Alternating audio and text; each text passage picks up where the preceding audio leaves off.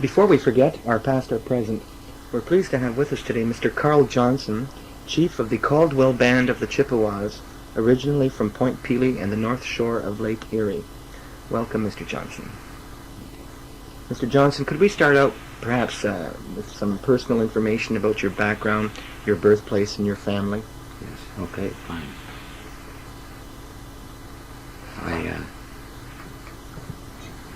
I was born in Kent County, somewhere outside of Chatham, February 12, 1926.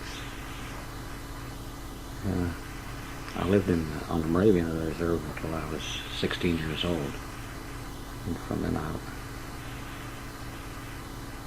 I left there when I was 16 years old, and I was working in the States. I came back in 1943. I enlisted in the Army.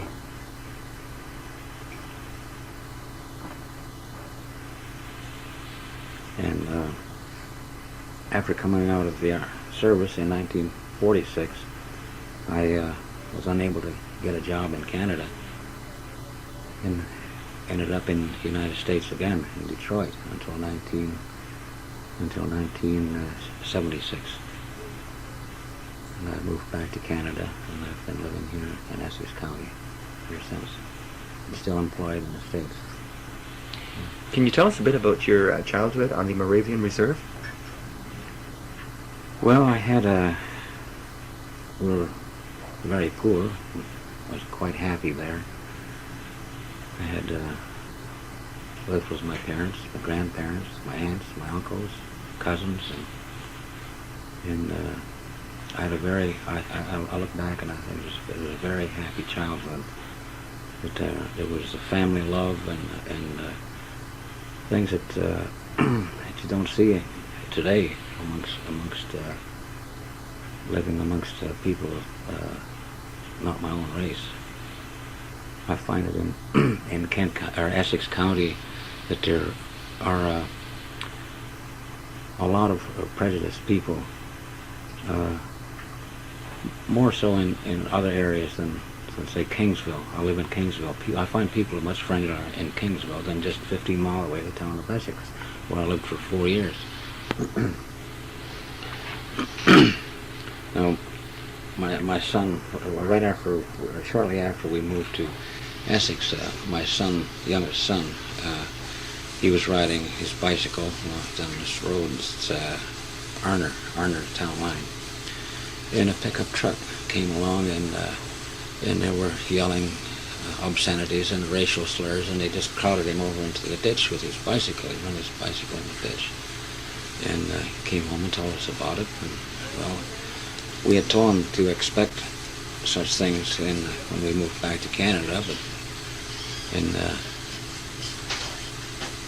about a year later, it happened again. A car run him off the road, and they were yelling obscenities and racial slurs, and they smashed his bike at that time, and he had to carry his bicycle home. And this was after dark this time. He couldn't see who was in it or what. By this time he knew more people around. But we just had, he had quite a rough time at first. Now there's more people will accept him. He still goes to high school there. He likes a high school, and he gets along real well, although he does have a few fights now and then.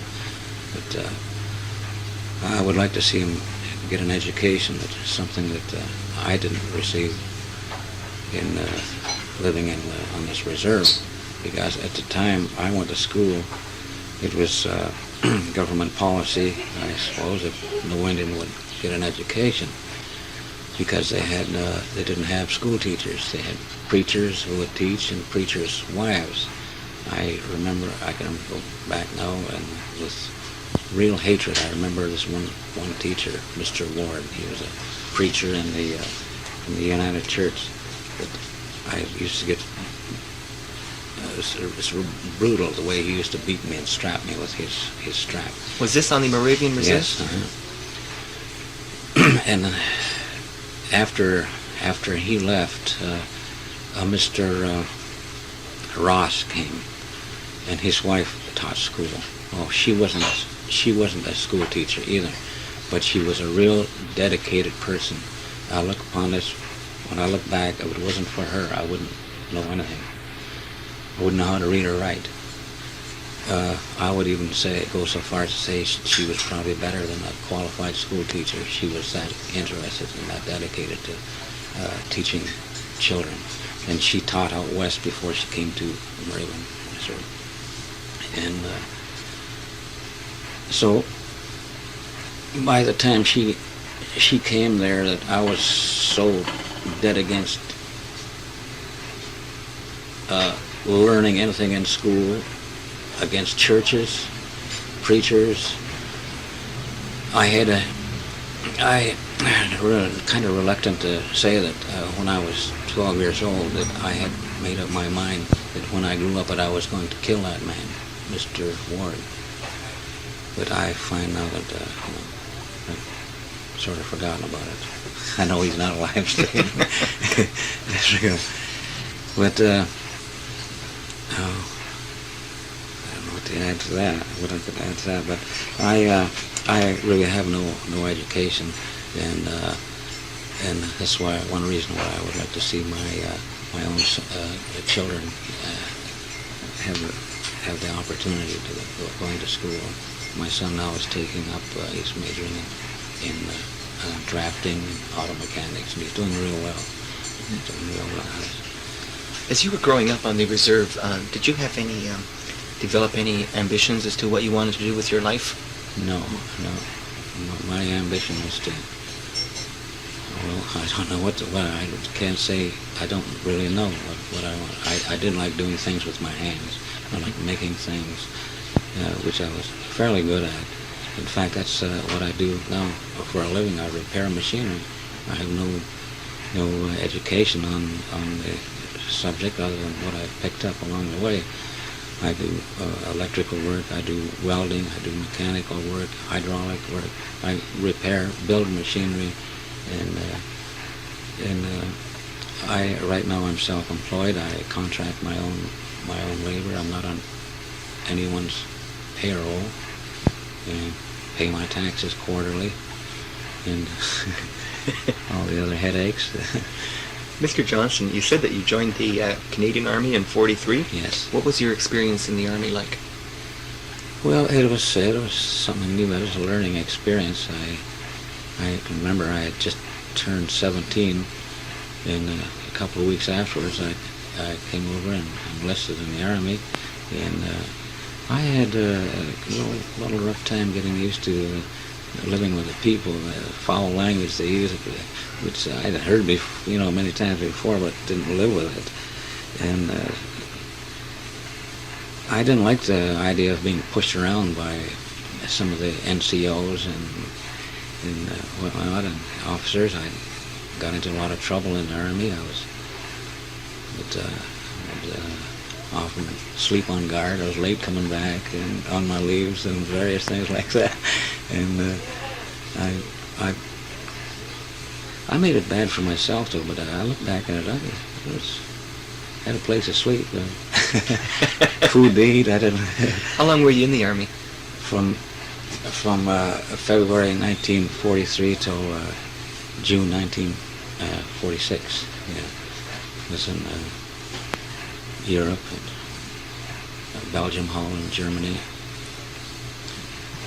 I got quite sick over there too. I was in a hospital in Antwerp, Belgium. I still don't know to this day. I don't know what was wrong with me, but all I know is I got weak and couldn't walk.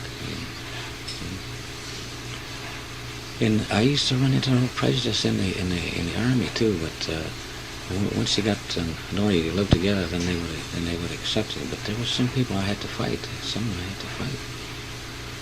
And but all in all, I think it was quite an experience. I wouldn't want to go through it again, but I'm glad I did. You said that after your bout with the Army that you weren't able to find a job in Canada. What was the reason for that? Well, at the time, the economy was bad, and everyone coming out of the service, all the jobs were being taken. I did find a job in a dairy in Thamesville, Allison's Dairy. They had me doing everything. I washed all the milk bottles. I sterilized the bottles. I pasteurized the milk. I separated the milk. They made butter there too, and I made chocolate milk. They made ice there. I had to make ice. They had a cold storage there. And they had a boiler there. We made steam. We steamed the walls, the floors, the ceilings, everything, all the machinery. They had me going 35 cents an hour. You worked for it, I think. Yeah, and so one day it was hot. It's in June, you know, and it was really hot and it was humid. So I went into this room and I got a bottle of chocolate milk and I drank it down. And just a couple of gulps and it was gone. And Friday there was 10 cents short on my paycheck.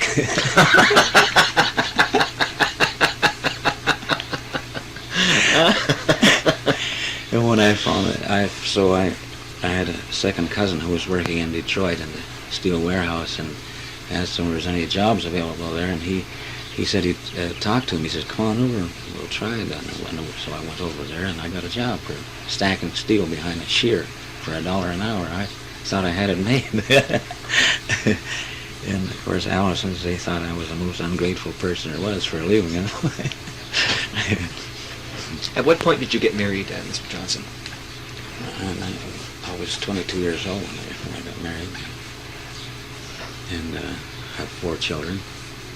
Oldest one is 32, or 31, yeah, 31. And youngest is 17, he'll be 18, and September 20th he'll be 18. We had to get out of Detroit on account of the crime. I'm telling you, it's terrible. I know a lot of people have been mugged, killed. My aunt was beat to death on the street in Detroit. And I have a lot of friends who's been robbed. I've had stuff stolen on me. I've lost thousands of dollars worth of tools. They broke into the shops that I was working in.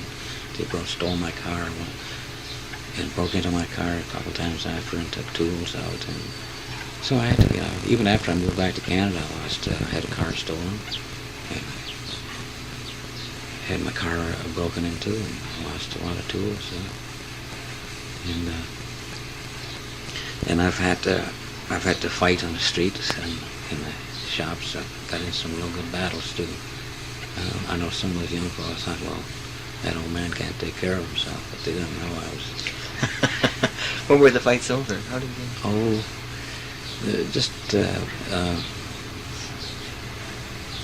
Someone trying to push somebody around. Somebody trying to. I remember the one. Well, I had got into fights that I would never tell anybody about because of the outcome. But I remember this one. I was working for this one company, Tri-County Sanitation, and they had got 8 extra people in there for temporary work, and one of them was. He was in a bad mood, or I don't know what it was, but he was after the superintendent. And he come out into the garage where I was at, and he started swearing at me, cursing me out. And he said he was 21 years old. He was a black man. Said he was 21 years old. He wasn't afraid of anybody in the city, and he had been drinking. And I don't know. I believe I must have told him something. To this day I don't remember what it was, but I turned away. I was trying to ignore him, and he took a swing at me with this bottle he had, and I fortunately I just caught his arm swinging. I seen him through the corner of my eye, and so I ducked, and he missed, and well, I had nothing else to do. I went after him, and he was a bloody mess. There was 3 truck drivers and the superintendent pulled me off him. I had him over top of some truck tires, and I couldn't. All I could see was red. I was so mad. I probably would have killed him if they didn't stop. And so they took him away, and there was 2 others. They wanted to defend him. They were from the same crew, and so I took off my overshoes, and they were just threatening. They wouldn't come near me. I stood there and I wouldn't back down. And I later found out there's another man. He was a black man. He was standing up ready to help me. if they did jump me. But fights like that, and some I used to drink. I don't drink anymore. I used to drink, and I don't think you scrape so. I got to the point where I was afraid to walk down the streets, because I know several people. I know some Indians who's been brutally beaten over there, being robbed, and people killed. I know I got a friend, he's from Whirlpool Island. He'd been beaten and robbed several times. He never had any money, maybe more than $15 or $20 that he ever got taken off him at knife point. And so he got hold of this 45 automatic, and he says nobody's going to rob him again. And he was walking down the street, right in the bad section too, at Cass Court or 3rd Street, and there's 3 blacks. There's 2 of them. They met 3 blacks, and as they met them, one of them pulled out a knife. Going to rob them. He pulled out that 45 automatic, shot him dead. The 2 of them, he didn't shoot the other 2 because they didn't pull out a knife, and everyone ran. But he's walking the streets today, and no one knows who did it. Mr. Johnson, at what point did you decide to become a leader in the cause for the Caldwell Band? Oh, I guess it was around 1963 or 64. Some of the people I talked to asked me if I would run for chief, and I said, at first I had to think about it, and I decided, yes, I will. And so we had an election, and I won by acclamation. No one else ran. And we operate on by custom of the band, and our meetings are once in a while asked them if you want another election or you want another chief. I even would like to retire. I would have liked to retire maybe 6-7 years ago, and no one wanted to. They wanted me to stay in. That's what they wanted. So I stayed in. How long is the term of office for the chief? Well, on the custom of the band, it's as long until you get defeated in an election, if they want an election. Right now, I would be glad if someone else would take up. But we are not funded by the government. We tried that, and they lied, and so we won't accept their funding anymore. In fact, we don't consider ourselves as even in the Confederation, we don't consider ourselves Canadians at all. We're Anishinaabe. We're the indigenous people of this area that has never been dealt with. We consider everyone as aliens, as trespassers. That's our position. Because they just won't deal. We've tried to. You can look through this book here and pretty well tell you how they've ignored us and our people have done a lot for Canada. Well, we can, as far back as we can go is from the American Revolution. During the American Revolution, Colonel Caldwell, or Captain Caldwell, I guess, from Butler's Rangers, he went from the Niagara district up there to Detroit, and he sent a message to our chiefs at Point Pelee that he would like to talk to them, meet them halfway. So they met halfway between Point Pelee and Detroit, and he asked them if they would fight with him, the Americans, and so they agreed, and they stood by him, fought with him. They harassed all along the border. They always, well, as far down as Kentucky, the Battle of Blue Licks, Kentucky, a battle that's lasted about 8-9 minutes, I guess. So say that's where Daniel Boone's son got killed in that battle. And they harassed Americans all through, also during the War of 1812, and in the First World Wars, Second World War, and they just they still won't give us any land. It's our own land. We're not asking them to give us something. We're just asking for something that is ours. How did the name Caldwell come to be attached to the band? Oh, it's because they called us Caldwell's Indians, Caldwell's Raiders, and so we just kept the name Caldwell. It was because of Captain Caldwell yes. that you talked about? I could never understand why in the history, at least I have never heard anything about William Caldwell. He was quite a man. He done a lot for Canada, and he doesn't get any mention at all in the history books that I know of. And for some reason there was someone from England, James something. I can't remember the name right now. I'm trying to think of it. He started a bad letter campaign against William Caldwell. I know. He was closely associated with Indians. He could speak at least 3 Indian languages. Yeah. In fact, his oldest son Billy, his mother was a Mohawk woman, and he later married a woman named Bobby. I believe it was Susan Bobby, and she was Huron or Wyandot, part in French. And we don't even recognize this treaty number 2.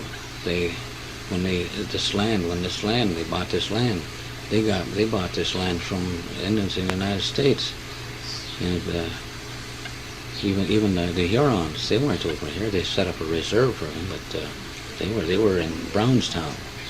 I think I have a map here. Map.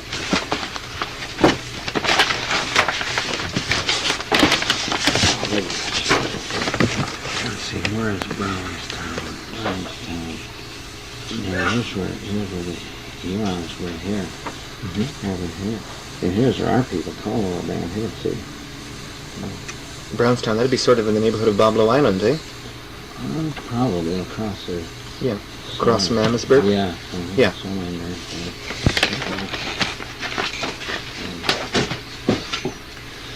And our people weren't there. Our chiefs, our signatures, our names are not on that treaty. And we've been here since, well, we really don't know, but some of the letters will put us back before 1763, before the proclamation. Yeah. Do you know why your people moved up to the Point Pelee area from the United States? They don't. We have no record of us being in the United States. Oh. No. We have been there since we can remember it. And so you've always been in this area? Yes, always. Yeah. They used to travel a lot between Point Pelee and Rondeau Park. The last person to live in Rondeau Park was my dad's great-grandmother, Sarah Caldwell. She raised him when him and my aunt, the 2 oldest ones of that family. And I believe he was about maybe 9 or 10 when she passed away. But my dad had lived in Rondeau Park with her. She had a log house, and she couldn't speak English very well at all, and she had no education. And someone come along and gave her some whiskey and $2 to put a mark on the paper, and so she did. I guess she must have been a little drunk or something. And a few weeks later, they come along and told her she had to go. She didn't know why, but couldn't understand why, but she left. And my dad and my aunt was living with her at the time. And so she found an abandoned farmhouse. She lived in this farmhouse, and she was getting quite old.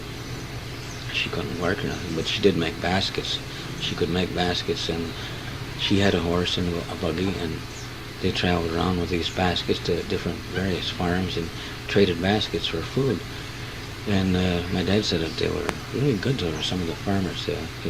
She'd get a lot of meat, maybe sometimes half a hog for 2 or 3 baskets. And she get bags of potatoes. All she could carry in a buggy. So they survived that way until she passed away. Then he went back and lived with his mother again. This time she had quite a sized family. And I guess he had smallpox. My dad and my aunt got smallpox when they were living there. And she used every kind of medicine she could. And she stayed up with him for days. So finally she just collapsed. She just told him, I can't do it anymore. So he says, I'm tired. She says, if you're going to leave me, go. She says, I can't do anymore. But he survived. He talks about being delirious and seeing holes in the walls, holes in the blankets, how sick he was. And he had, all around the back of his neck, he had holes and on his face and my aunt was the same way. He had smallpox, but they survived. Can you tell us exactly what were the land areas that were owned by the Caldwells traditionally? Traditionally, it would be all the north shore of the Lake Erie in the islands. All through Essex County? Yeah, yeah. Right. Would this go into Kent County as well, or? I really couldn't tell you that. They didn't migrate. They traveled a lot. They went up towards around the Georgian Bay for medicines and things. They got their tobaccos there and various medicines that they don't get here. Mm-hmm. They migrated up there and back and forth. They traveled all over. They hardly ever stayed in one place. But there has always been someone from Essex County here. Some of the people went to live on Walpole Island. They were adopted or taken into the Walpole Island band. Some went to the Chippewas, the Thames band. And we have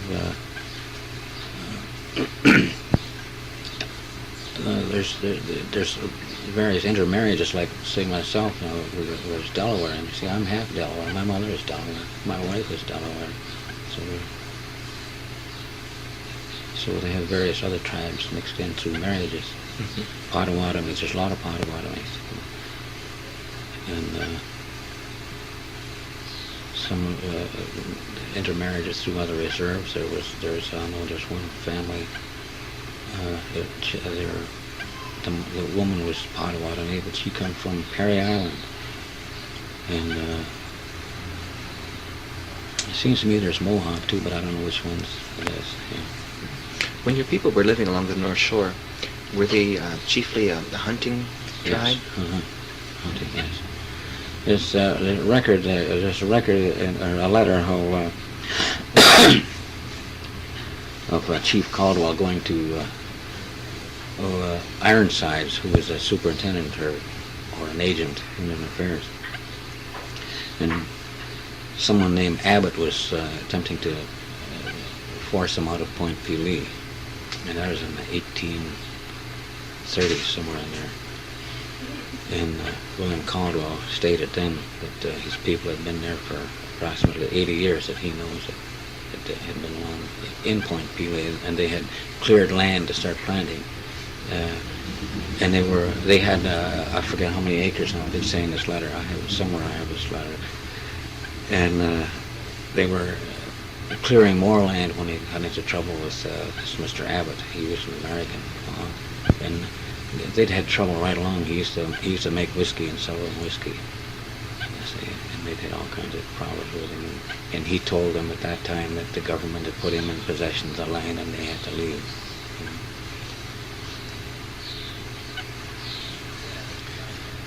So I have a lot of letters. I don't know how to file papers. I have letters and I've got documents from the archives. It's in a box that high. I have no way of don't know how to file them.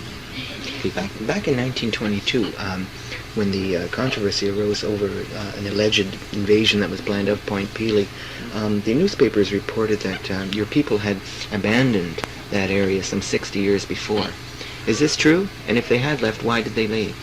Well, they were probably forced out some way, shape, or form. No one knows the real answer. We don't, anyway. But they were pushed out of there, squeezed out of every area. And where did your people go from there? They just wandered all over, and wherever they could find a job or a place to stay, that's where they stayed.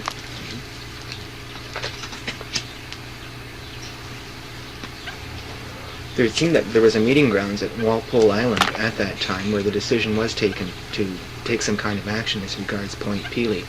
Was there a good number of your people there on Walpole at the time? Let's see, what you're talking about in 1922? 1922? Yeah. There possibly, yes, there probably was quite a few of them, because I really don't know how many of them have went to Walpole Island, but there are several that were taken in at Walpole, adopted at Walpole. And even back in the 1840s, I believe they went to Chippewas the same. Yeah, and what's that? Caldwell, Caradoc. What county that is? I believe it's either Middlesex, Middlesex County. What exactly did the Caldwells want to accomplish by the march on Point Pelee in 1922? They wanted a land base. That's what they wanted. They wanted a land base. They always thought that it was their land. The government had agreed to let them have this land after the either the American Revolution or the War 1812. But they had always thought that this was their land, that no one would touch, no one would bother them. Was this the claim you said was based on Treaty 12? It's called Treaty 12? No, I don't know. Treaty 2. Treaty 2. Yeah, 1790 was treaty. Yeah. You see, William Caldwell received land from our people for the soldiers or veterans of the American Revolution. And it's right along here, all along this area here where we are right now. And they wanted William Caldwell to be nearby, as a protector, because the Butler's Rangers, they had a lot. They had, was not all Indians, they were Canadians, regular white people, and the Indians just fought with them. Who were the leaders of the move to Point Pelee in 1922? Archie Dodge, I guess. He must have had something to do with it. He was a chief. So was he living in Point Pelee at the time? Or? I don't know for sure. I couldn't say for sure. Well, they had moved back. There was none of them had lived there at that time. None of them had lived there. They were attempting to move back, but they were scattered around Kent County and Essex County here. The march never really came off. Do you know why? No, I have no idea. The newspaper reports talked about the death of the son of the chief at that time, Moses Caldwell, and said that was the factor that had prevented the march. It's possible. I couldn't verify that at all. I couldn't verify that at all. What do you think of the reaction of the government and the RCMP and the publicity and at that time about the march, the alleged march that was to take place in Point Pelee? What was that? What were your feelings about the kind of publicity that was given in the papers about what you were trying to accomplish then, and about the government, about sending in the RCMP? Oh, I don't know. I still think that they should have had a land base, but for some reason, I don't know what they have against the Caldwells. I really don't know. All through the years, the government have unsympathetic with the Caldwells. And I don't know what it is.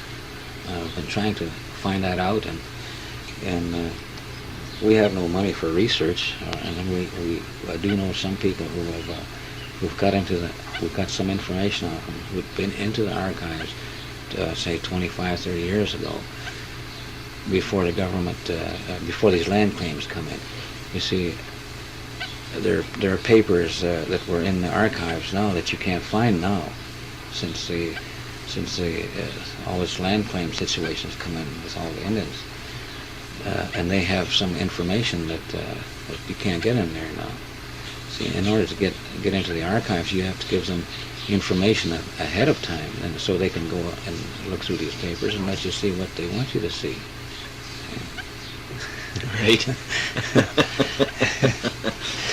Okay. What about the claims went into the courts, right? Mm-hmm. After 1922, and what has happened with? After 1922, no, it didn't go to the. I mean, nothing has been into the courts. Nothing has ever gone to the courts. Not from that time, no. But in I believe in 1895 or 1890s or the early 1900s, they were in the courts. They were making a claim for Pelee Island because Pelee Island had never been surrendered. See, it's never. What happened? What happened with that in the courts? Well, they said that the residents would have to get a surrender from the remaining and the Indians who remain, which they never have.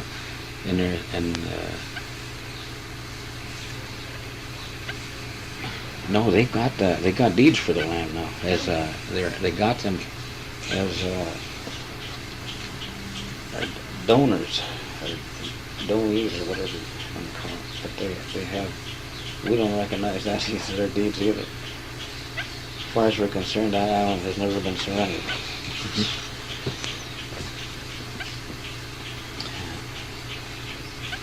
And after that was over with the courts then, eh? Back in around 1895, you said.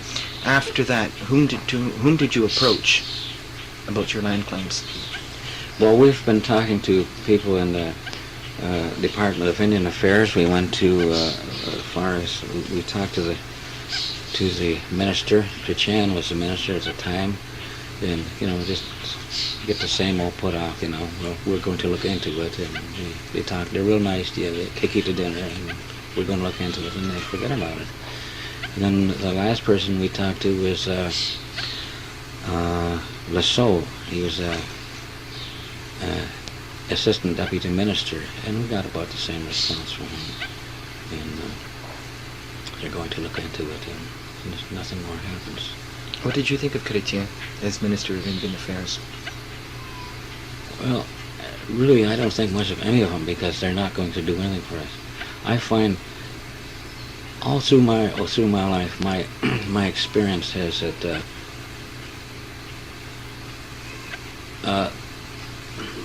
people in power like that, or even the general public, as long as they got the upper hand, they're not going to. You can't reason with them. You can't reason with them at all. The only time I can reason with a white man is when I got him on the ground and there's blood running out of him. It's the only time he has a sense of reasoning. It's a sad thing to say, but it's true. What has been public reaction to the attempts of the Caldwells to gain their rights? From your experience, how have people reacted towards you, towards your band? Well, most people are indifferent. I find that Canadians, as long as there's nothing happened to them, they're not worried about it. Unless something's really happened to each individual, then he's not worrying about it. He don't care about the Indians or anybody else, even their own people. He don't care. Have you ever been? Have any groups ever come out to help you? No, not to help me. They've come to talk and try to find some information or see what's going on, but as far as help goes, no. So has it been the Caldwells alone? Yeah. What about other native tribes and groups? Have you ever had assistance from them? Well, sort of half-assedly, like the Union of Ontario Indians. They were real gung-ho about 10 years ago, about 8 years ago. And all of a sudden they cooled down the other priorities. I found that the Union of Ontario Indians, when they first started, I was with them when they started out in the 60s, and started getting stronger in the 70s, and they started getting funding. And this is where the government defeats them, is funding.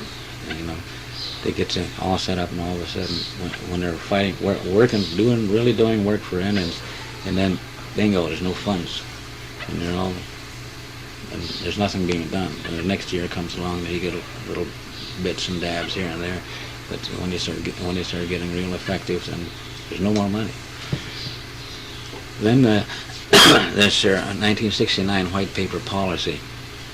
They're going to really defeat the Indians. They have no Aboriginal rights. They'll be just like they come from Europe, or some other continent. And somehow they brainwash some Indians. I have confidential documents that show that they do that in some cases. What do you mean by brainwash now? Well, they call it intensive training. They train them to, they teach them to, do the government's work, And these are employees of the government? Well, of the government, and yes, of the government, yes. We have one document from the New Brunswick region. It seems the Indian Affairs was getting some bad publicity, a lot of bad publicity. So they wanted to hire an Indian to go on radio, work with the radio station, and they were going to train him. They call it intensive training, and they said, and then it goes on to say, after he is converted, and then he would go on and he would talk for the government. And we have some. There's some of the Indians now who are working for the government. I believe they really believe that the government is trying to help the Indians, and they are. Well, they give them a good wage, and. What's your opinion of that? What does the government want to do with the Indians, according to you? They just, to me, it's genocide. They want them. They would like to just melt them right out, get rid of them. That's what they're attempting. But it'll never happen. Why? Because there's some Indians who just will not mix with other groups of people. In fact, we teach our children that in order to reproduce your own kind, you have to marry your own kind. We believe that I don't see why we have to be like it is. Why can't we be different races and then get along with one another? But we have to put other races down all the time. And I don't know. It seems to me the English were the inventors of that, because I find that even if there's no Pakistanis or no blacks or no Indians, they'll turn against one another. They'll turn against the Italians. They'll turn against French, or French against English, and English against French, and Italian against someone else. I don't know. I just don't quite understand what it's all about. And it seems to me, I think there'll always be trouble. They talk about democracy, and this is not a democratic country at all. It's not really. It's only for, democracy is only for the wealthy. If you're, if you're a poor man and you're hungry and you steal $2 from somebody, you can get a couple years in jail. If you're a millionaire, you can swindle somebody out of $1 million and you'll probably get 6 months in jail. You have more. I believe there's more people in the jails. Canada has more people per capita than any other country, and they talk about crime in other countries. The crime is none. Most of their crime is what do you call white collar. I mean, if you're a politician or you have a lot of money, all the Solicitor Generals, all you have to say, it's not in the public's best interest to arrest him, and so he goes free.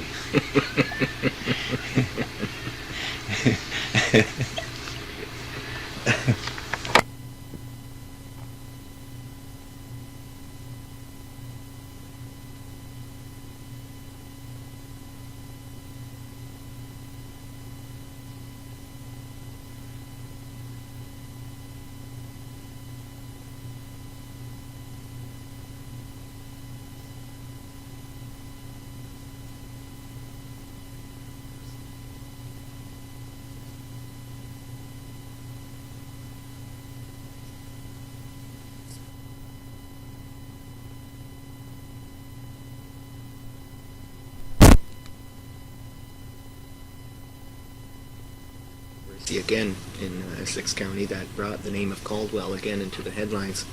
And this was about the building of a certain ramp along the EC Row Expressway. Can you tell us a bit what this fight was about? Well, this was on account of the burials that we object to people digging up their bones of our ancestors. Indians. We all Indians object to that. We find it a real ghoulish, offensive, something that just isn't being done. Shouldn't be done. We when our people are buried, we consider that ground as sacred. It should not be disturbed. To walk over it is fine, but to dig them up and rob the graves of the artifacts and put the bones on display as they do in some cases, we object to that. Had that been going on over the years? Oh yes, it's been going on. We had a problem over at Point Pelee. We reinterred some remains there in the 70s. Because they had remains on display in Point Pelee. And so we've always been against that. We don't like archaeologists. We just don't. Because this seems to be, I don't know what gets into people. If they know there's an Indian burial ground, people come from all over to start digging them up. What the hell they do that for? Where do these archaeologists come from? Oh, University of Windsor. And, various places.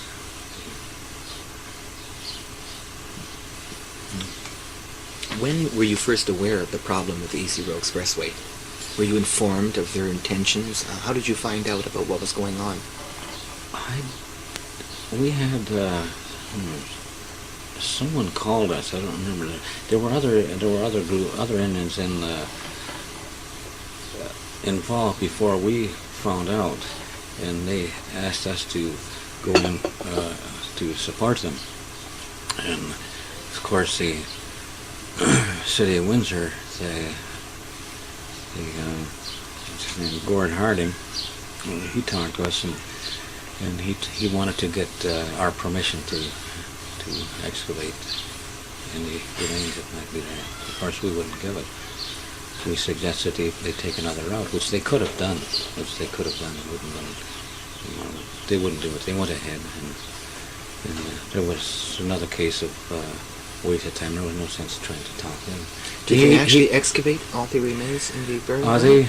We don't know what's happened there now. I'm sure that after all that publicity, if they found any more, that they would have kept it quiet.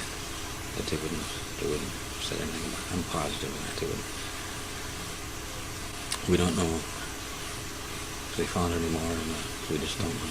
There was talk of making a clover leaf or something to go around the burial ground. No, they went right through it.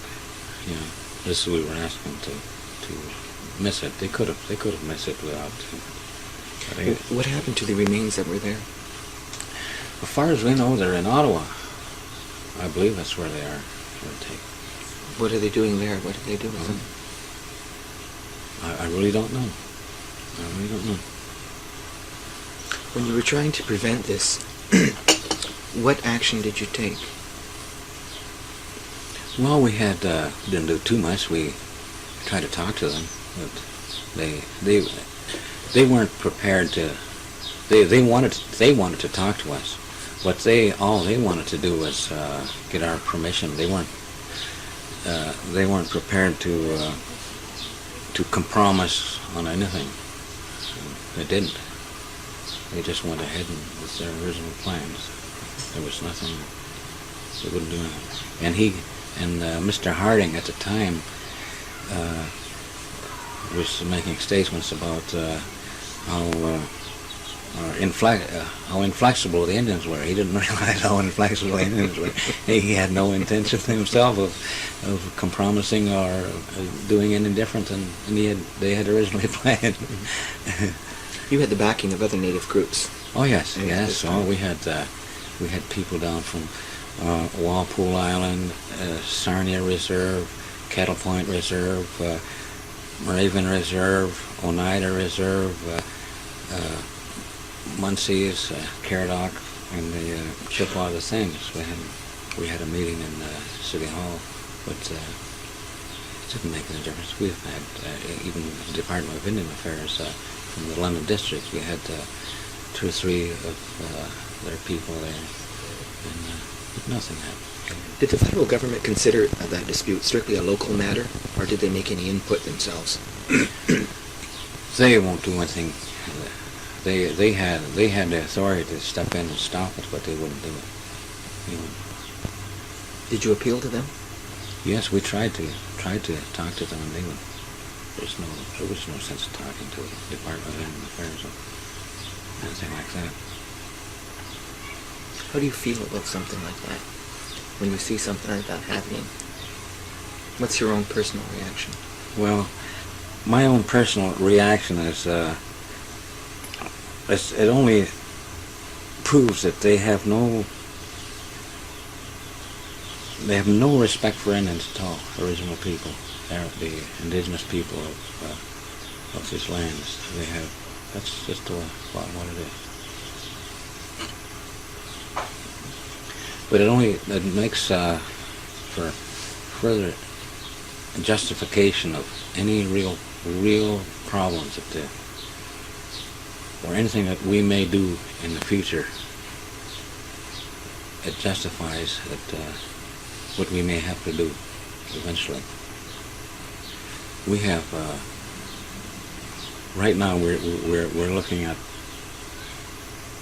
plans that we're going to make plans, whether we may not go into effect. We hope it don't have to.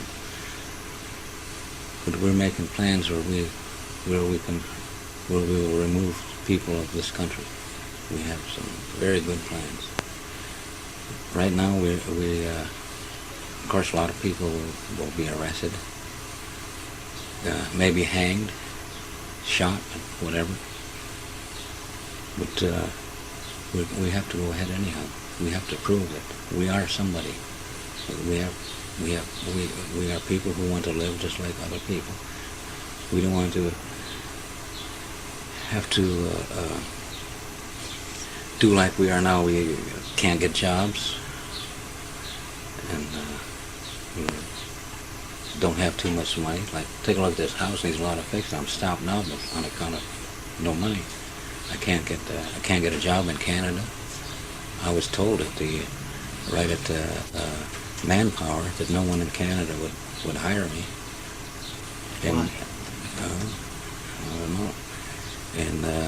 And it's proven to be a fact, because I bet today I could go in and find 8 to 12 jobs listed on the board for millwrights or machinery repairmen, and they will not send me out because I don't have any papers that show that I can do this. But yet I can, in the United States, I'm self-employed, or I could get on. There's any number of shops that I could get on their payroll if I wanted to. But I choose to be on my own. I have never gone an unemployment check in my life.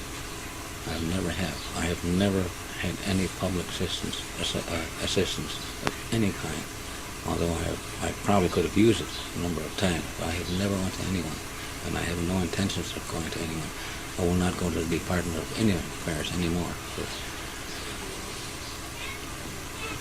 But we have, as I said, we're working on plans like, and say what we'll do if someone should be arrested or held for unreasonable length of time. We have to go into all kinds of. We have to look ahead of what they might do. See, but we are working on plans, and we hope we don't have to put it into effect. We might have to show that we really mean business. We have, you see, the government looks at us as, a bunch of dummies that we're going to use maybe war clubs and 22s and things like that. We look at firepower now as being obsolete. That we have, there are much better ways of getting rid of groups of people. We have it down now where we can, our best plan, Indians will get hurt too, our best plan. The slowest plan is good too. Like we can hit certain groups of people by their habits, where they play and where they live. We can hit wealthy people, we can hit poor people, or the middle class people. With just all we need is maybe there are different things. One would require a pump, and the other would require syringes. The other would require just. I don't want to go into it because it's nothing that's really finalized. But we do have some very good plans. We'll make the undertakers the wealthiest people in the. Mr. Johnson, we've talked about the Point Pelee situation. We talked about the East Road Expressway dispute. Are there other issues that have come up that the Caldwells are very concerned about? Well, the thing that we're disturbed about now is how I talked about like the Union of Ontario Indians and how some Indians are being brainwashed. Now they in the 1969 White Paper policy, they've got Indians now taking provincial money. Well, they don't realize it or won't believe it that they're compromising their constitutional identity. That's why the police now and the conservation people are going on the reserves and arresting people. They couldn't do that if they didn't take provincial money. That's all part of the 1969 White Paper policy. And we have not compromised anything with anyone. But when other Indians do this, the government they have several policies anyway, whichever suits their needs. But they'll try to put all Indians under one blanket and say, well, he's compromised his identity, you're with him, This is why we've dropped out of the Union of Ontario Indians. We are not a member of the Union of Ontario Indians. Are the Caldwells the only band around that have maintained their independence that way? As far as I know. Do you think that's part of your problem in a way, or sort of puts you between the other Native groups and the government, maintaining your independence like that? It has been sort of, but not really, not that much. Other Indians or other bands, all throughout Ontario, I know, are very sympathetic with us. They're not against us for any reason at all. See, they had a council in London called the Indian Advisory Council. They would send two representatives once a month, the chief and a counselor, or two counselors, but two representatives. They had to be elected members of the council. And they talked about various issues or problems. And they had three Indians one of them was a counselor. One was not a counselor. He was had been a chief at one time. Two of them had been a chief from different right. Now they'd come together and they would talk. And these three people would always put the issues on the table. It was not an issue with the bands before. The issues never come from the bands, from the council, but they were brought out on the table. And according to, they had a little constitution there also. They weren't even supposed to be there, according to the constitution that was drafted. And they voted. They weren't supposed to vote in the decisions. And they had one man from Oneida, one man from Chippewas or the Thames, and one man from the Sarnia Reserve. they met in the. I understand that I've never seen them there, but I understand that they had at the time had met every Monday morning in London District Office with the officials there, and all their plans was made. They were filled in what they were supposed to say, what problem they were supposed to bring up on the table, and then of course they bring in the issue up and they would discuss it. And next thing you know, there was somebody from the province there, and they would discuss various things like drainage and loans and what else? All the courts and things like that. See, according to the Constitution, there's no legislation from the provincial government supposed to apply to Indians. Section 91, subsection 24 says that the federal government has the how is it worded now? Jurisdiction over legislation for Indians and lands reserved for Indians. So the provincial police shouldn't legally has no right to arrest them. Mr. Johnson, perhaps we could talk just in general now about the whole issue of the native cry for justice in Canada today.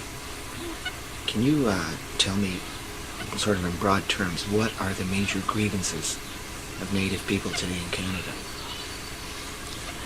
Well, I really haven't talked to the leaders of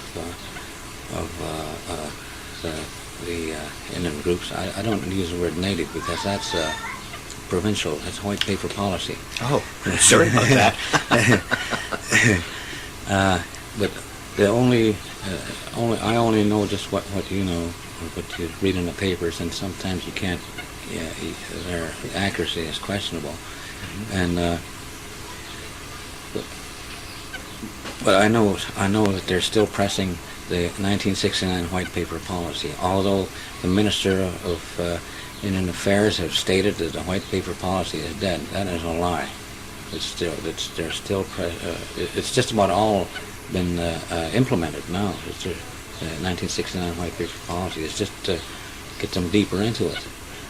And the organizations have led the way into it.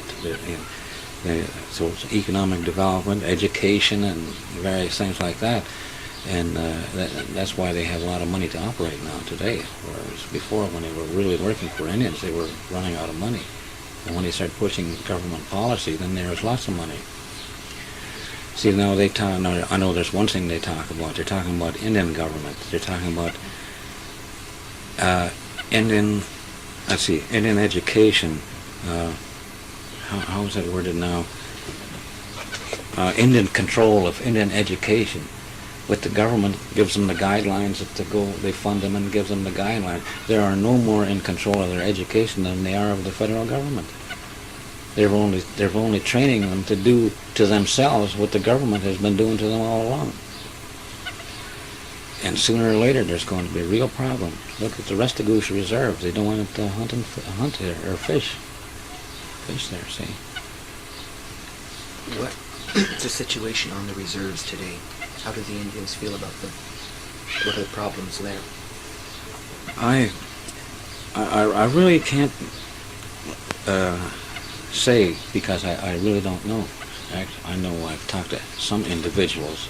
I'm in pretty close, not close contact, but contact with various individuals who are not leaders of their bands, and I know they're very bitter about what's going on. And what they're going to do about it, I don't know.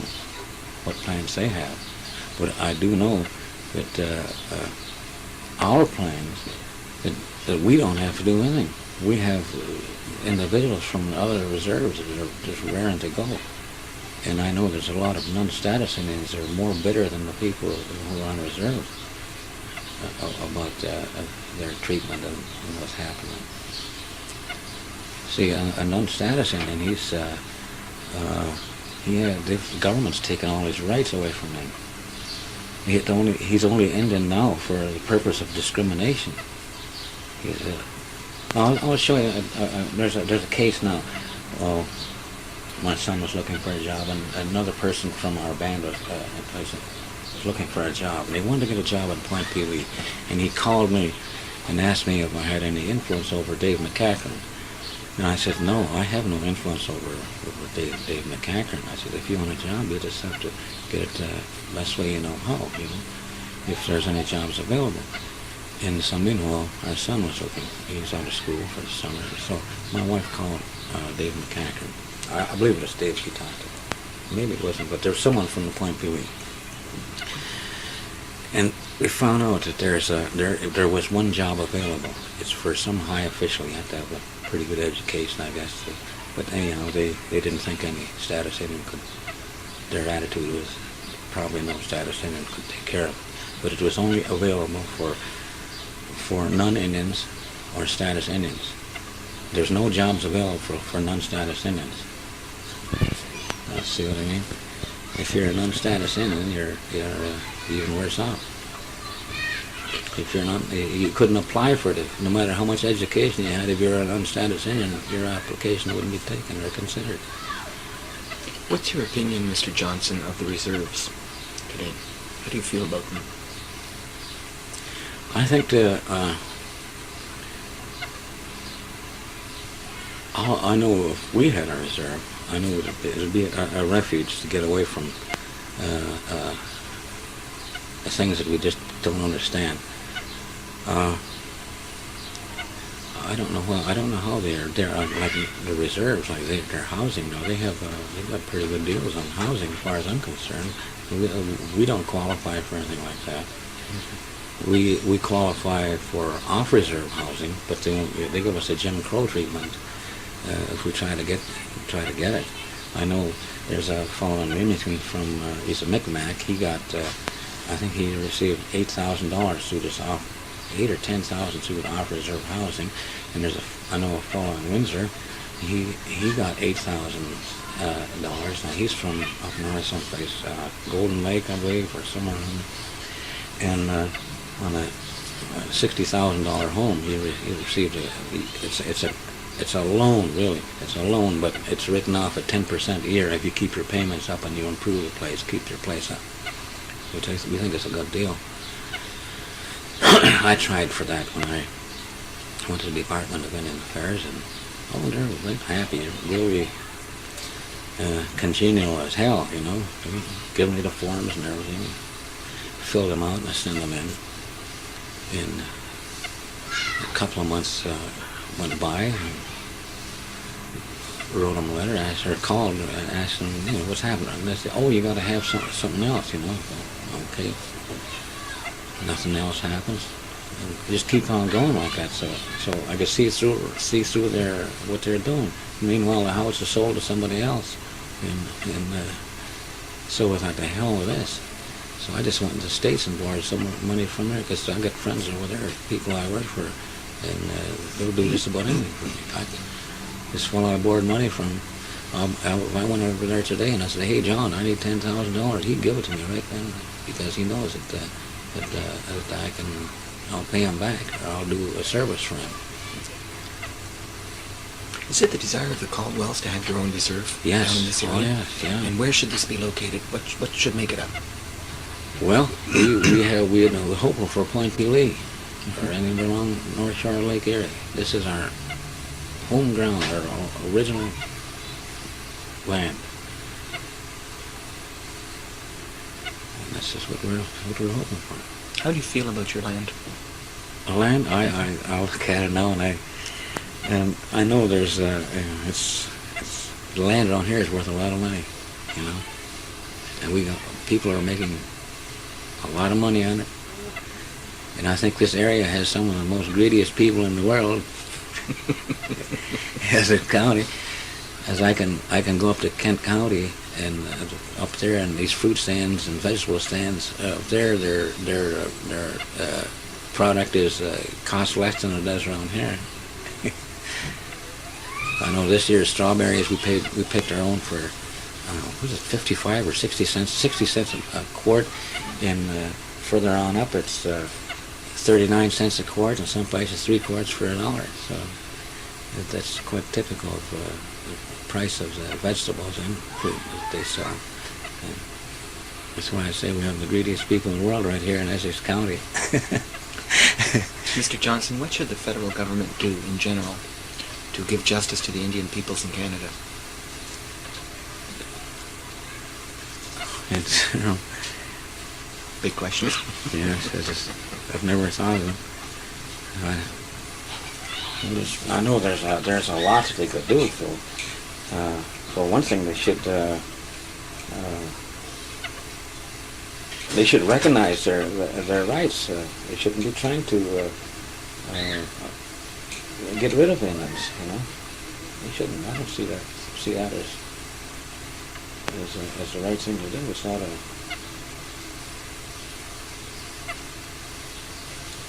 How do they make up for the lands that have been lost?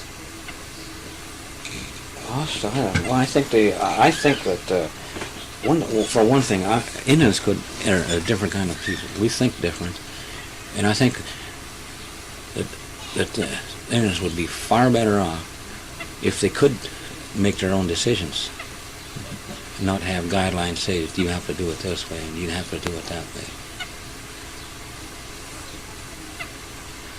There are some good people around it who are good to Indians, but I know several people who speak up for various people that they see. Say there's a good person,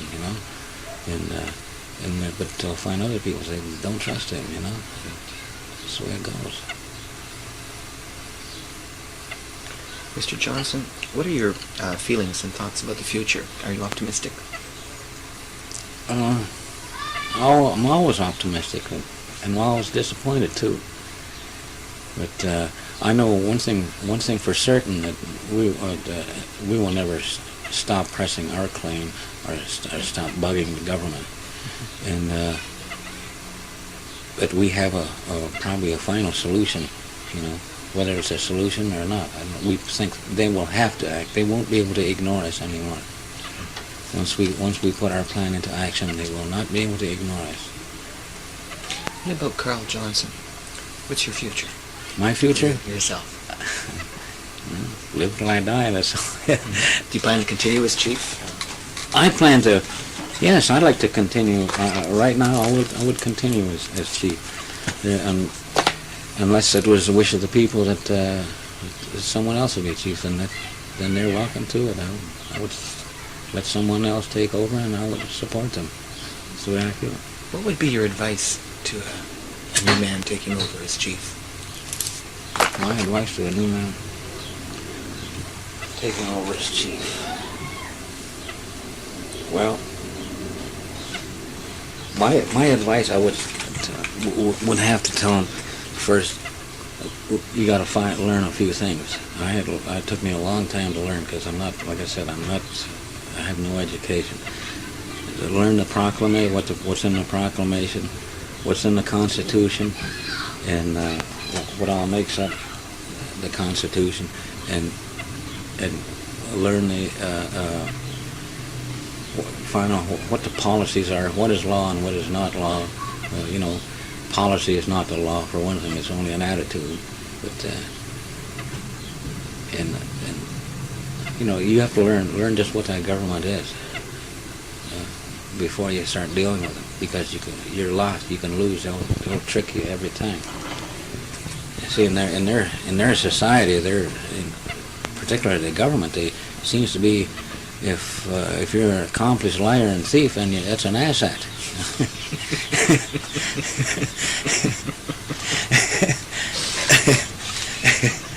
Integrity is honesty and integrity is just to them is a myth. You look at all the promises the governments make, and they don't have no intentions of living up to it. You see what good inflation fighters they are. Right. It's a real typical problem. And learn about the Justice Department. The courts. I'm real afraid of the courts. I wouldn't take our case to the courts. No way would I. One time I wanted to, But I wouldn't do that, and I'm glad I didn't. Because it seems to me that they just need a short exercise in rhetoric, and they can rationalize any decision they want. That's all it is. Now, one case up there has to do with treaties. Now, I have a transcript of the court case, but it's stacked in these papers up here. But this one judge says that there's nothing in the Constitution that says that you can't break a treaty. So therefore, a treaty can be broken. So, how can you deal with courts like that? Mr. Johnson, do you have any regrets? Like, if you could go back, would you do anything differently? Go back how far? Well, let's say while you were chief, okay? While I was chief? Yeah. Well, there were probably there might have been better ways of doing things, but with my limited knowledge and education, I don't see how I could have done any different. It's been a learning process since 1964, and I'm still learning. What's the biggest lesson you've learned? The biggest lesson I've learned is a lesson I've learned. I've been told many times over growing up. Never trust the government. Can you sort of sum up, this is a big question here, but sum up your whole feeling about it's been going on for more than a century now, the plight of the Caldwell band, the struggles here. Can you sort of sum up your feeling about that whole century of struggle? It's just nothing but bitterness. It's one word, bitterness.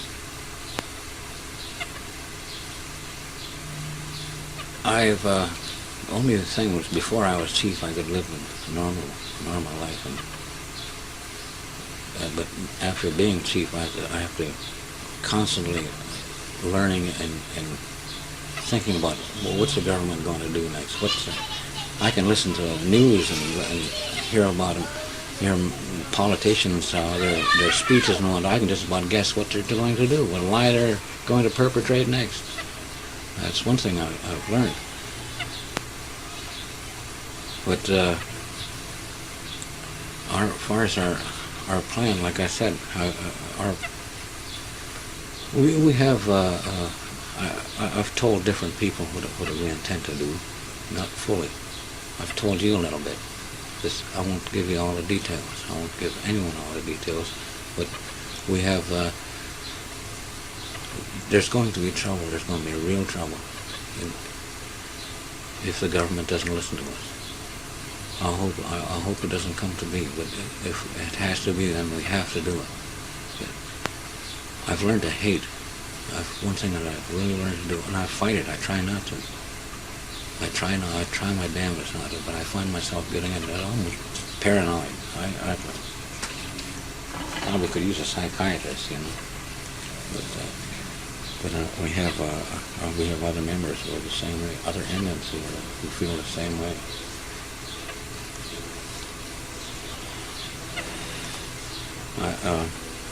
I know like I said, I talk to individuals from other bands from up north. I meet them in Detroit, I meet them in London, I meet them in Toronto, and in various reserves in between, and little discussions start here and there about what's happening, what their chief and counselors are doing. I'm sure the chief and counselors believe that every one of them is doing what's right. But where the Indian loses, he makes his decision on a moral decision, and moral decision means nothing to the government. They not when they got things written down as law to defeat them. This is why they're losing. All enemies are losing, and we could just almost say that we are, because of the government's attitude after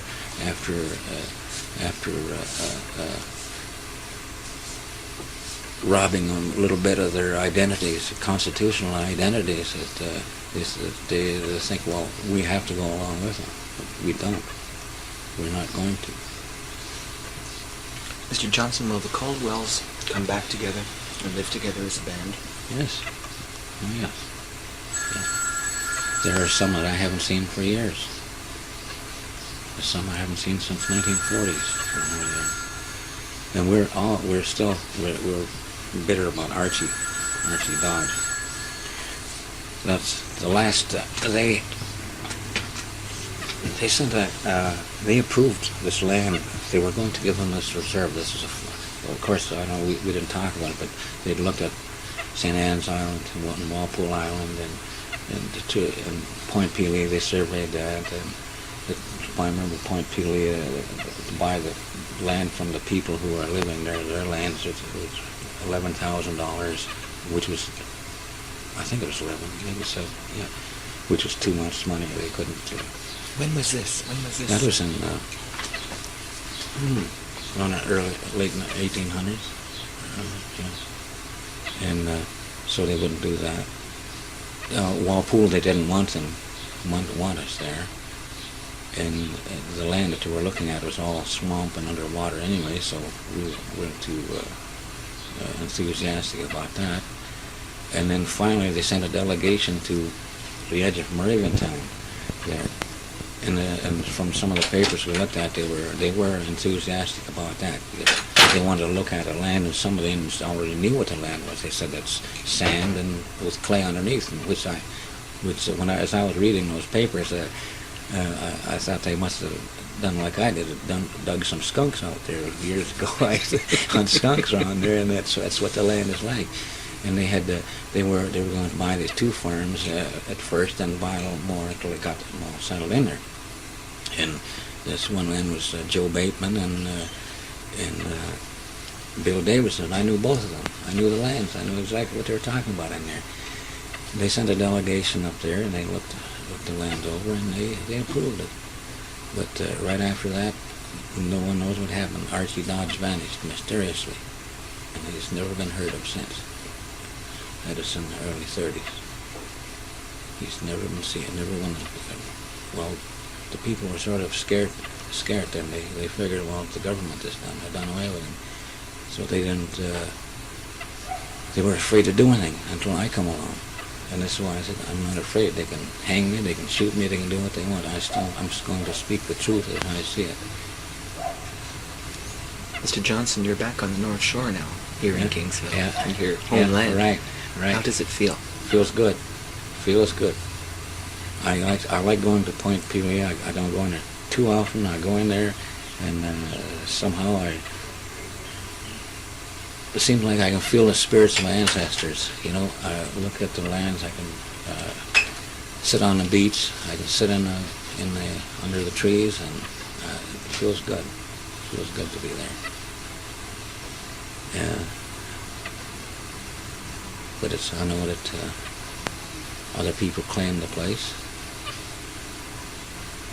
and I don't feel when I go in there, I don't feel welcome. I see that we've had them follow us around. The wardens follow us and watch us. We had a few council meetings in there, our council meetings, and one time we had our drums in there, and we were drumming and singing, and one warden, I don't know, he was a bit worried or what, but he kept driving by and would stop. He kept an eye on us all. We couldn't move.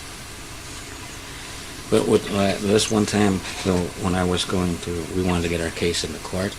We thought, well, we'll get ourselves arrested, and we'll get our papers and prove that they don't own the land. It's our land. And so we went in there and to hunt ducks. And so we knew that we didn't have a boat. We knew you'd have to have a boat to get ducks in there. We'd be very lucky if you could shoot one from the shore. So we went to Walpole Island, told them we'd have to have some ducks for evidence against us, what we were going to do. So they gave us some ducks. And we went back in there. Of course, first I'll tell you, we went 2 weeks in a row. They wouldn't bother us. We were shooting in there and everything. Nobody would bother us.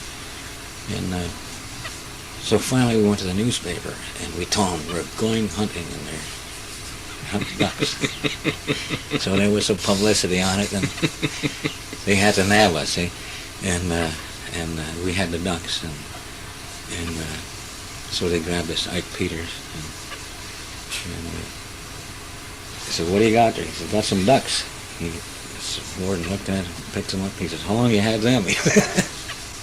He knew he didn't get them there. He knew that. So he seized the duck, and he seized the shotgun, and took him up to the office, and then they come and got me, and went up and we talked to Dave McCarthy.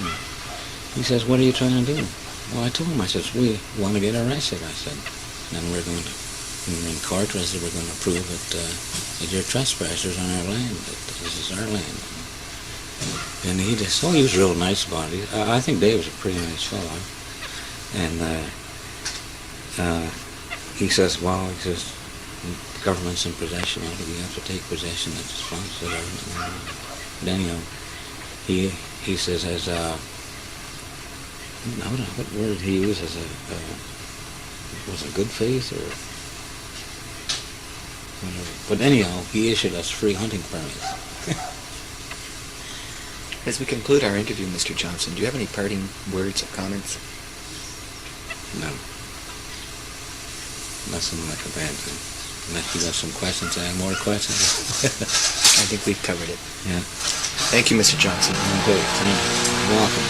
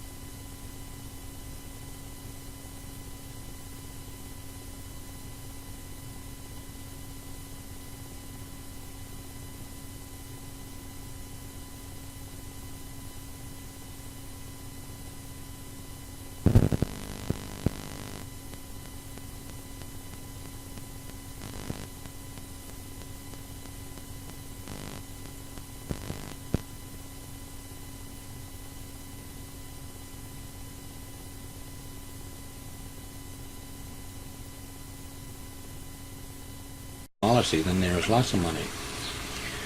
See, now they talk. Now, I know there's one thing they talk about. They're talking about Indian government. They're talking about Indian. Let's see, Indian education. How is that worded now? Indian control of Indian education. But the government gives them the guidelines to go. They fund them and gives them the guidelines. They are no more in control of their education than they are of the federal government. They're only training them to do to themselves what the government has been doing to them all along. And sooner or later, there's going to be a real problem. Look at the Restigouche Reserve. They don't want to hunt there or fish there. See. What's the situation on the reserves today? How do the Indians feel about them? What are the problems there? I really can't say, because I really don't know. I know I've talked to some individuals. I'm in pretty close, not close contact, but contact with various individuals who are not leaders of their bands, and I know they're very bitter about what's going on. And what they're going to do about it, I don't know. What plans they have, but I do know that our plans, that we don't have to do anything. We have individuals from other reserves that are just raring to go. And I know there's a lot of non-status Indians that are more bitter than the people who are on reserve about their treatment and what's happening. See, a non-status Indian, the government's taken all his rights away from him. He's only Indian now for the purpose of discrimination. I'll show you. There's a case now. My son was looking for a job, and another person from our band was looking for a job, and he wanted to get a job at Point Pelee. And he called me and asked me if I had any influence over Dave McCachran. And I said, no, I have no influence over Dave McCachran. I said, if you want a job, you just have to get it the best way you know how, you know. if there's any jobs available. And so meanwhile, our son was looking. He's out of school for the summer. So my wife called Dave McCacken. I believe it was Dave she talked to. Maybe it wasn't, but there was someone from the Point Pelee. And we found out that there was one job available. It's for some high official. You have to have a pretty good education, I guess. But anyhow, they didn't think any status Indian could. Their attitude was probably no status Indian could take care of it. But it was only available for non-Indians or status Indians. There's no jobs available for non-status Indians. See what I mean? If you're a non-status Indian, you're even worse off. If you're not, you couldn't apply for it. No matter how much education you had, if you're a non-status Indian, your application wouldn't be taken or considered. What's your opinion, Mr. Johnson, of the reserves today? How do you feel about them? I think I know if we had a reserve, I know it would be a refuge to get away from the things that we just don't understand. I don't know how they're like the reserves, like their housing now. They've got pretty good deals on housing, as far as I'm concerned. We don't qualify for anything like that. We qualify for off-reserve housing, but they give us a Jim Crow treatment if we try to get it. I know there's a fellow in Remington from he's a Micmac. He got I think he received $8,000 through this $8,000 or $10,000 through the off-reserve housing, and I know a fellow in Windsor. He got $8,000. Now he's from up north someplace, Golden Lake, I believe, or somewhere in there. And on a $60,000 home, he received it's a loan, really. It's a loan, but it's written off at 10% a year if you keep your payments up and you improve the place, keep your place up. We think it's a good deal. I tried for that when I went to the Department of Indian Affairs, and they were very happy, really congenial as hell, you know. Giving me the forms and everything, fill them out and I send them in. And a couple of months went by, and wrote them a letter, called, asked them, what's happening. And they said, you got to have something else, Okay. Nothing else happens. And just keep on going like that. So I could see through what they're doing. Meanwhile, the house is sold to somebody else, and so I thought, the hell with this.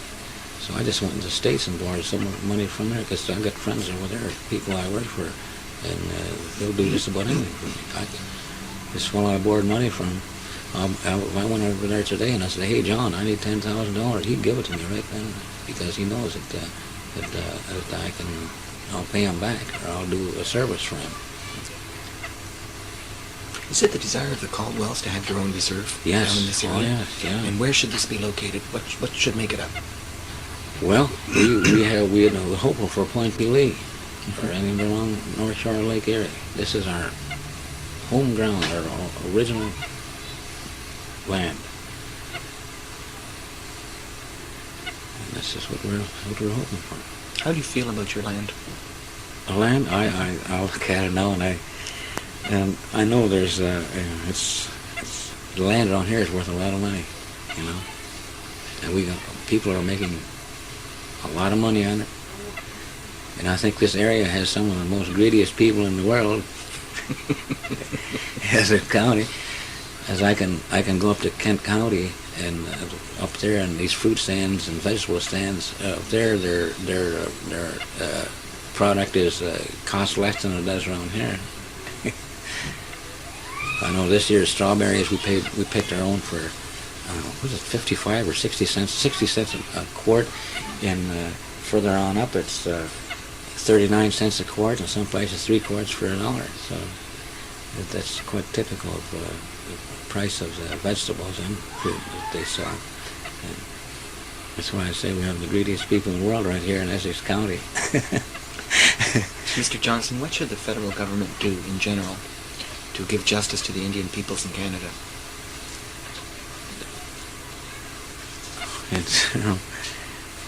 big questions. Yes, I've never thought of them. I know there's a lot they could do. For one thing, they should recognize their rights. They shouldn't be trying to get rid of Indians. They shouldn't. I don't see that as the right thing to do. It's not a.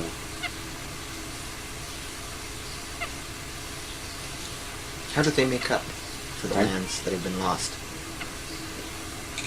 Lost? I don't know. I think that for one thing, Indians are a different kind of people. We think different, and I think that Indians would be far better off if they could make their own decisions, not have guidelines say that you have to do it this way and you have to do it that way.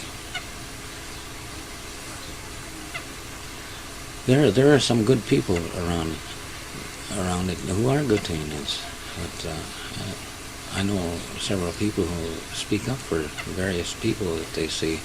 Say there's a good person, but they'll find other people say don't trust him, That's the way it goes. Mr. Johnson, what are your feelings and thoughts about the future? Are you optimistic? I'm always optimistic, and I'm always disappointed too. But I know one thing for certain, that we will never stop pressing our claim or stop bugging the government, and that we have probably a final solution, whether it's a solution or not. We think they will have to act. They won't be able to ignore us anymore. Once we put our plan into action, they will not be able to ignore us. What about Carl Johnson? What's your future? My future? Yourself. Live till I die, that's all. Do you plan to continue as chief? I plan to, yes, I'd like to continue. Right now, I would continue as chief.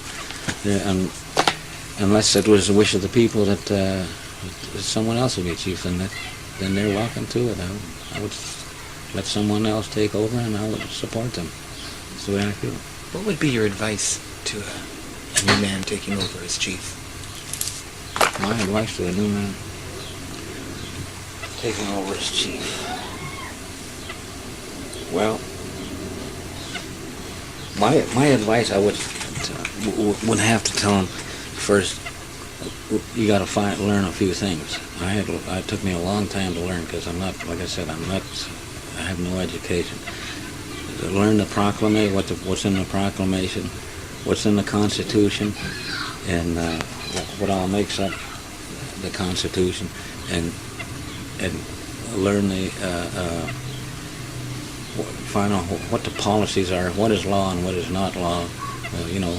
Policy is not the law, for one thing. It's only an attitude. But you have to learn just what that government is before you start dealing with it, because you're lost. You can lose. They'll trick you every time. You see, in their society, particularly the government, they seems to be, if you're an accomplished liar and thief, and that's an asset.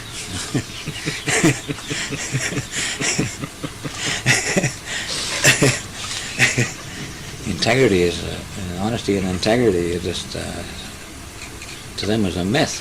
You look at all the promises the governments make, and they don't have no intentions of living up to it. You see what good inflation fighters they are. Right. It's a real typical problem. And learning what like about the Justice Department, the courts. I'm real afraid of the courts. I wouldn't take our case to the courts. No way would I. At one time I wanted to, but I wouldn't do that. And I'm glad I didn't, because it seems to me that they just need a short exercise in rhetoric, and they can rationalize any decision they want. That's all it is. Now, one case up there has to do with treaties. Now, I have a transcript of the court case, but it's stacked in these papers up here. But this one judge says that there's nothing in the in the Constitution it says that you can't break a treaty, so therefore a treaty can be broken. So, how can you deal with courts like that? Mr. Johnson, do you have any regrets? Like, if you could go back, would you do anything differently? Go back how far? Well, let's say while you were chief, okay? While I was chief? Yeah. Well, there were probably there might have been better ways of doing things, but with my limited knowledge and education, I don't see how I could have done any different. It's been a learning process since 1964, and I'm still learning. What's the biggest lesson you've learned? Biggest lesson I've learned is a lesson I've been told many times over growing up. Never trust the government. Can you sort of sum up, this is a big question here, sum up your whole feeling about, it's been going on for more than a century now, the plight of the Caldwell band, the struggles here. Can you sort of sum up your feeling about that whole century of struggle? It's just nothing but bitterness. It's one word, bitterness.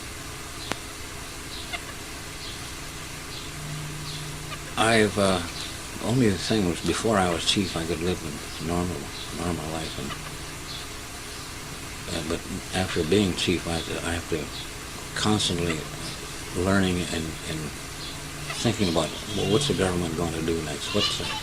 I can listen to the news and hear about them, hear politicians, their speeches and all that. I can just about guess what they're going to do, and why they're going to perpetrate next. That's one thing I've learned. But as far as our plan, like I said,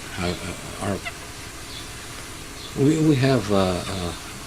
I've told different people what we intend to do, not fully. I've told you a little bit. I won't give you all the details. I won't give anyone all the details. But we have. There's going to be trouble. There's going to be real trouble if the government doesn't listen to us. I hope it doesn't come to be, but if it has to be, then we have to do it. I've learned to hate. One thing that I've really learned to do, and I fight it. I try not to. I try my damnedest not to, but I find myself getting into almost paranoid. I probably could use a psychiatrist, you know. But we have other members who are the same way, other Indians who feel the same way.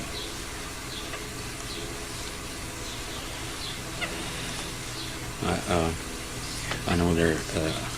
Like I said, I talk to individuals from other bands from up north. I meet them in Detroit. I meet them in London. I meet them in Toronto and various reserves in between.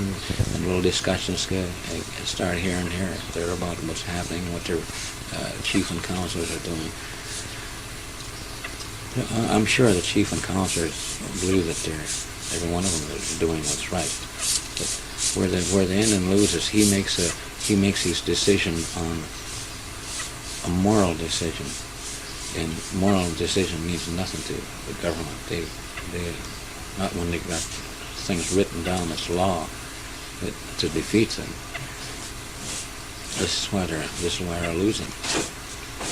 All Indians are losing, and you could just almost say that we are, because of the government's attitude after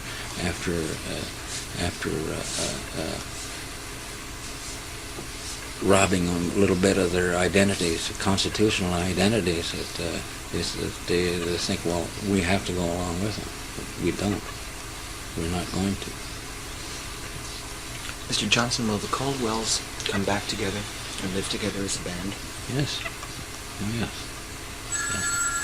There are some that I haven't seen for years. There's some I haven't seen since 1940s. And we're still bitter about Archie Dodge. That's the last. They sent they approved this land. They were going to give them this reserve. This is of course, I know we didn't talk about it, but they looked at St. Anne's Island and Walpole Island and Point Pelee. They surveyed that. And I remember Point Pelee to buy the land from the people who are living there. Their lands was $11,000, which was, I think it was 11, maybe so, yeah, which was too much money. They couldn't. When was this? That was in around the late 1800s. Yeah. And so they wouldn't do that. Walpole, they didn't want us there. And the land that we were looking at was all swamp and underwater anyway, so we weren't too enthusiastic about that. And then finally they sent a delegation to the edge of Moraviantown there. And from some of the papers we looked at, they were enthusiastic about that. They wanted to look at the land, and some of the Indians already knew what the land was. They said that's sand and with clay underneath, and as I was reading those papers, I thought they must have done like I did, dug some skunks out there years ago. I hunt skunks around there, and that's what the land is like. And they were going to buy these two farms at first, and buy a little more until they got them all settled in there. And this one man was Joe Bateman and Bill Davidson. I knew both of them. I knew the lands. I knew exactly what they were talking about in there. They sent a delegation up there, and they looked the lands over, and they approved it. But right after that, no one knows what happened. Archie Dodge vanished mysteriously, and he's never been heard of since. That was in the early 30s. He's never been seen. Well, the people were sort of scared then. They figured, well, if the government is done, they're done away with him. So they didn't, they were afraid to do anything until I come along. And this is why I said, I'm not afraid. They can hang me, they can shoot me, they can do what they want. I'm just going to speak the truth as I see it. Mr. Johnson, you're back on the North Shore now, here in Kingsville, in your homeland. Right. How does it feel? Feels good. I like going to Point Pelee. I don't go in there too often. I go in there, and somehow it seems like I can feel the spirits of my ancestors. You know, I look at the lands. I can sit on the beach. I can sit under the trees, and it feels good. It feels good to be there. Yeah. But I know that other people claim the place, and I don't feel when I go in there, I don't feel welcome. I see that we've had them follow us around. The wardens follow us and watch us. We had a few council meetings in there, our council meetings, and one time we had our drums in there, and we were drumming and singing, and one warden, I don't know, he was a bit worried or what, but he kept driving by and he'd stop. He kept an eye on us all. We couldn't move. But this one time, though, when I was we wanted to get our case in the court. We thought, well, we'll get ourselves arrested, and we'll get our papers and prove that they don't own the land. It's our land. And so we went in there and to hunt ducks. And so we knew that we didn't have a boat. We knew you'd have to have a boat to get ducks in there. We'd be very lucky if you could shoot one from the shore. So we went to Walpole Island and told them we'd have to have some ducks for evidence against us and what we were going to do. So they gave us some ducks. And we went back in there. Of course, first I'll tell you, we went 2 weeks in a row. They wouldn't bother us. We were shooting in there and there was nobody to bother us. And so finally we went to the newspaper and we told them we're going hunting in there. Hunt ducks. So there was some publicity on it, and they had to nab us, see? And we had the ducks, and so they grabbed us, Ike Peters, and I said, what do you got there? He said, got some ducks. The warden looked at it, picked them up. He said, how long you had them? He knew he didn't get them there. He knew that. So he seized the duck, and he seized the shotgun, and took him up to the office, and then they come and got me, and went up and we talked to Dave McCarthy. And he says, "What are you trying to do?" Well, I told him, I says, "We want to get arrested," I said. And we're going to, in court, I said, we're going to prove that you're trespassers on our land, that this is our land. And he just, he was real nice about it. I think Dave was a pretty nice fellow. And he says, well, he says, the government's in possession of it. We have to take possession. It's response to the government. But anyhow, he says, as what word did he use? As was it good faith or whatever? But anyhow, he issued us free hunting permits. As we conclude our interview, Mr. Johnson, do you have any parting words or comments? No. Nothing like a bad thing. Unless you got some questions, I have more questions. I think we've covered it. Yeah. Thank you, Mr. Johnson. Okay, thank you. You're welcome.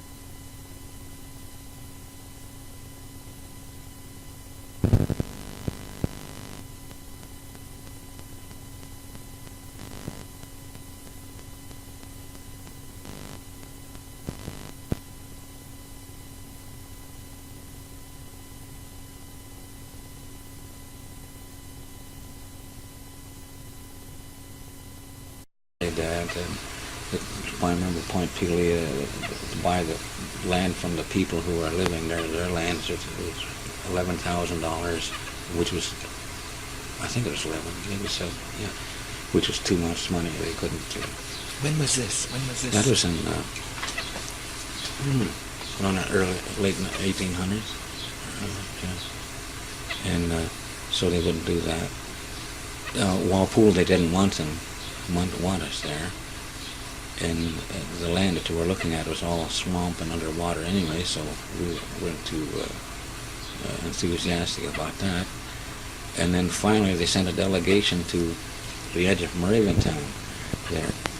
And from some of the papers we looked at, they were enthusiastic about that.